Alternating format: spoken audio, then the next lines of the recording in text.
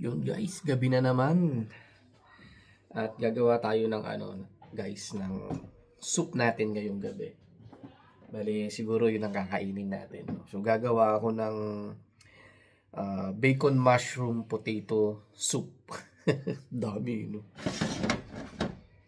Ayun, so gagawa ako ng bacon mushroom potato soup, guys.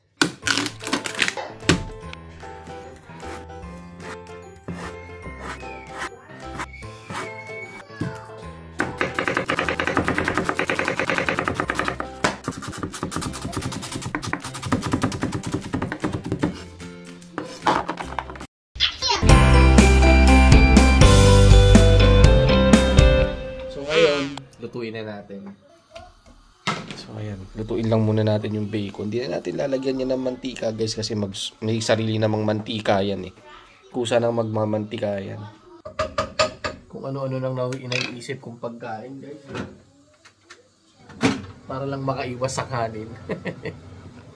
Wala eh. Paninindigan na natin tong diet na to guys. Kita niyo yung mga hiwa-hiwa ko kanina, guys. Pwede na bang pang cooking vlog? Pilingero eh, no? Wala lang, sinubukan ko lang, di ba? Sobrang hirap mag-isip ng i-content mo, guys. Siguro, kahit ano na lang na pwede mong gawin, i-content mo na.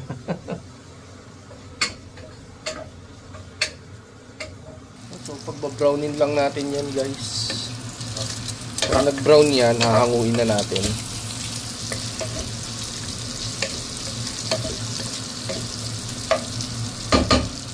Okay lang yan na okay lang yan na durug-durug kasi ano lang naman yan eh.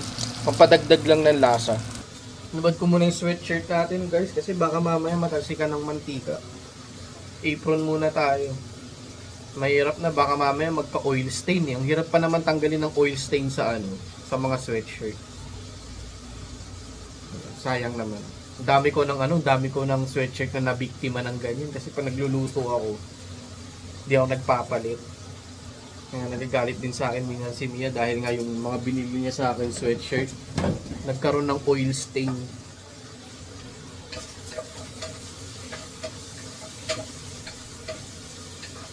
Total, di naman masyado malamig dito sa bahay eh, di ba?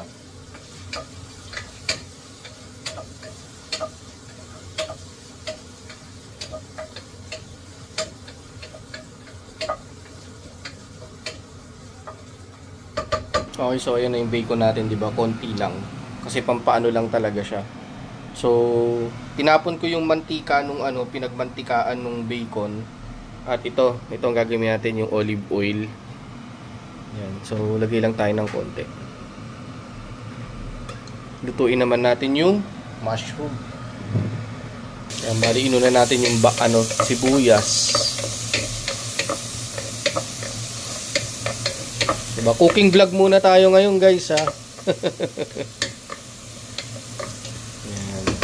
Then sunod natin yung mushroom. Yan, lagyan na natin guys.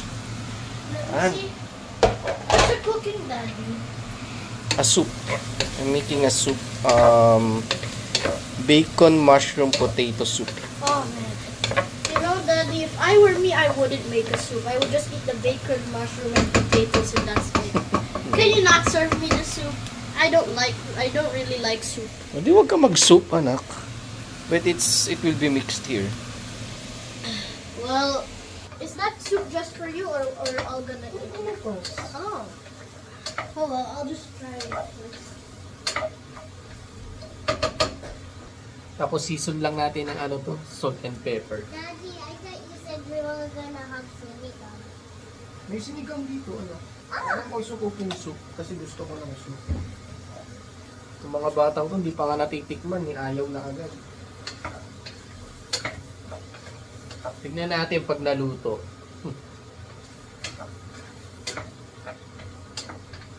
Kala mo talaga kahusayan magluto eh, no? Sarap to guys, may mushroom. Mahilig ako sa mushroom. Asto pre!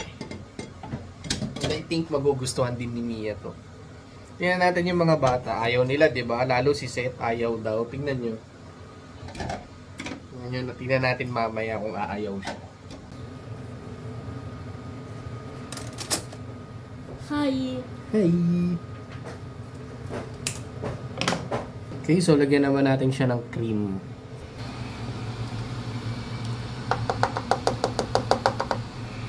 Okay, so bali nilagyan na natin yan ng chicken stock. Nilagyan din natin siya ng gatas. Tapos yun nga, kalalagay natin ng cream.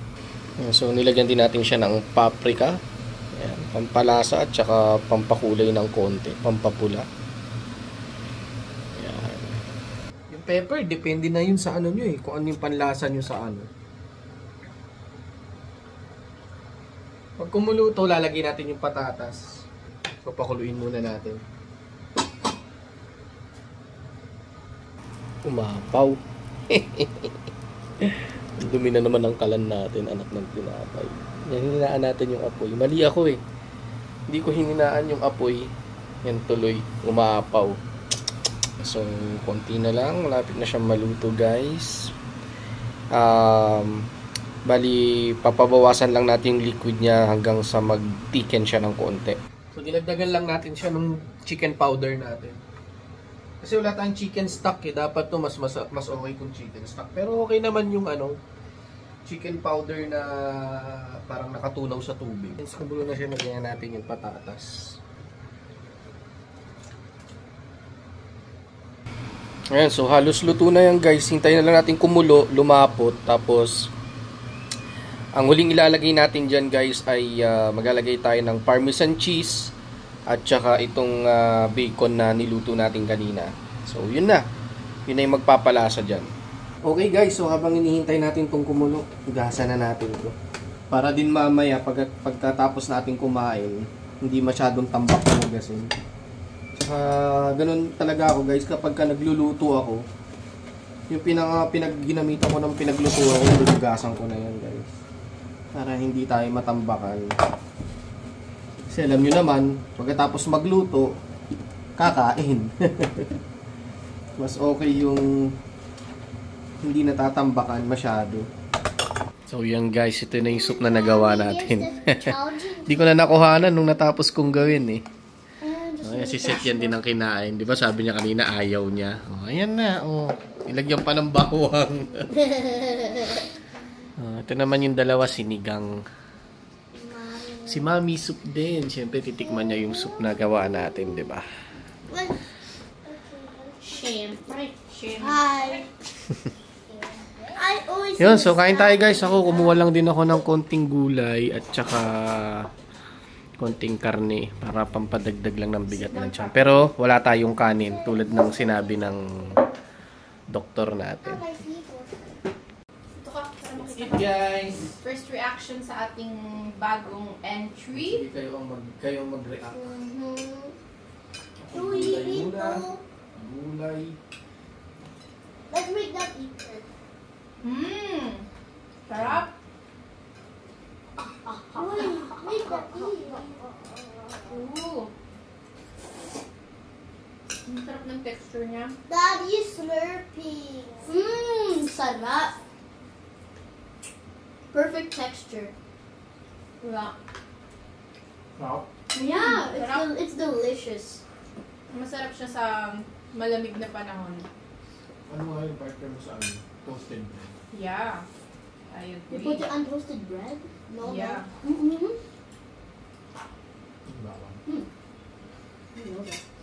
But this is really good.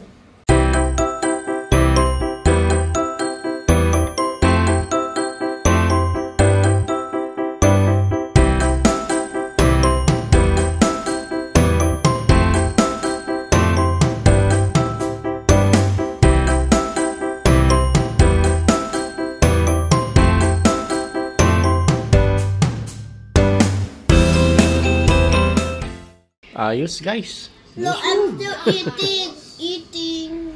Pero itong dalawa wala. Napakabagal talagang kumain lalo na You put me no. si Skyla. Bagal. At yun naman yung isa oh. Kumaround to pa. Sinigang naman tinitira mo ngayon. What? I just had to get some meat. I just had to get some meat. Oh, tingnan mo. Oh. Hindi na nakatiis. Nagkanin na rin. Gabi na set, ha? Yeah, konti lang to, Daddy. Okay, no problem. I'm just reminding you. Yeah, I know, Daddy. Don't worry.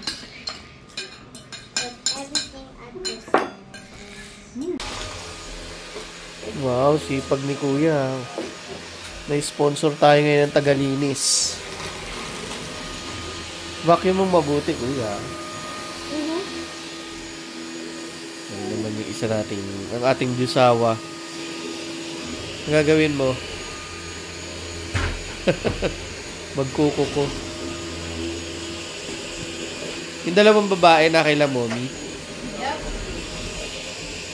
Daddy, can you, Oh, yes, of course. Thank you. Doon sa middle, anak, ha? Yan, doon sa ilalim ng table, anak ko.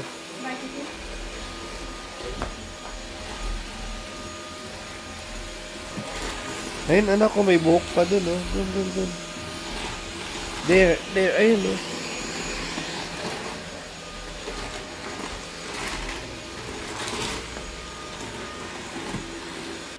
Thank you, Kuis. Welcome, Pops. Going up, So, there's a zone for the F. kilala ka nun. Yeah, we met each other. So, binalita niya sa'yo, ganun. For now, I only have 5. Math daw yun, math. Huwag mong Mathematics. ganyanin yung charger, anak mo sisira, huwag mo ifo-fold. Well, the scores are for today are 5 in PE and then 10 Five. in French. Pero anak, your media is still high. Yes. 8.7 pa din dahil yung... Huwag mo kasing ikukonta yung pew-pew. No, I'm not counting the pew-pew. It's 8.4 now because I got a 5. Mataas pa rin. Ang grading system kasi dito, guys, sa high school is number. Parang 10 is the highest ba, kuya? And then the lowest is parang 5, 4, 3, 2, ganun. The lowest is 4. 4. Wala nang 3. Well, 3, 2, 1, 0 you can put. Parang sobrang lala naman no kung 3 ka na lang, 2, no? So, 4 is the lowest grade na nilalagay. Ayun. Ay, nako. Nakakatuwa talaga itong batang to. Pero tinuturuan din namin siya na kapag nakakuha naman siya ng mababang grade, huwag siya mapufrustrate. Kasi, siyempre, di ba, mahirap din naman yung nasasanay siya na matataas ang grado niya. Tapos, tapos kapag nakakuha siya ng mababang grade, baka ma-frustrate siya. Kaya tinuturuan din namin siya, di ba, May? Yeah, na kumbaga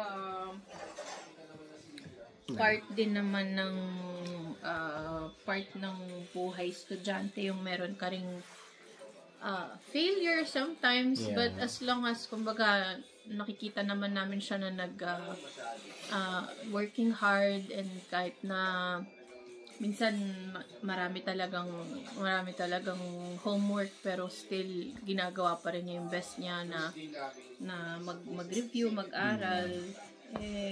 Kumbaga hindi ka na masyadong magko-complain kapag meron siyang...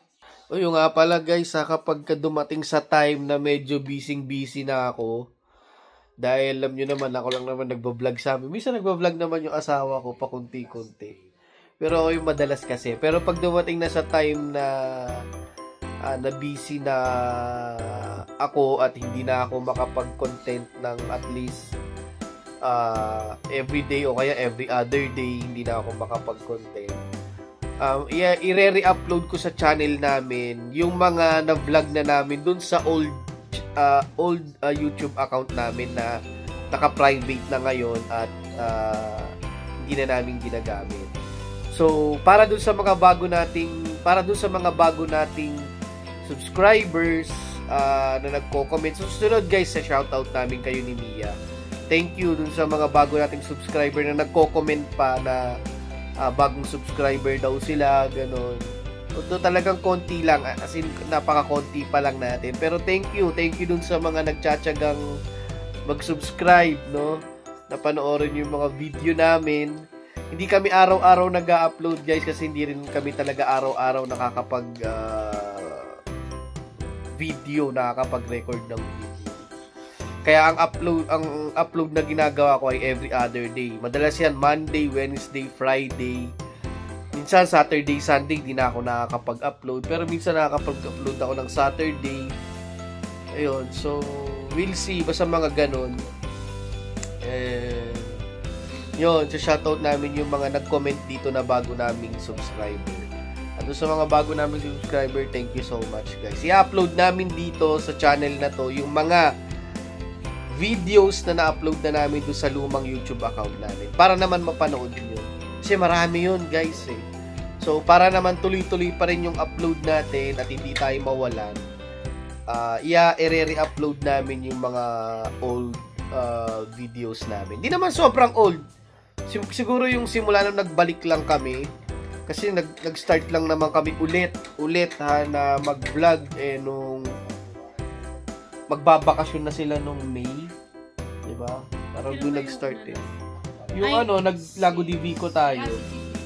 Yun, Lago de Vico, tapos pa-summer yun guys eh, simula nung nag-summer yun. I-upload namin lahat ng mga na-vlog namin. Wait lang. Hindi kasi maano yung Ayun, so yun. Lahat ng mga naging activities namin nung summer i-upload namin. Para doon sa inyo guys, na mga bago namin subscribers. Ayun, thank you sa inyo guys.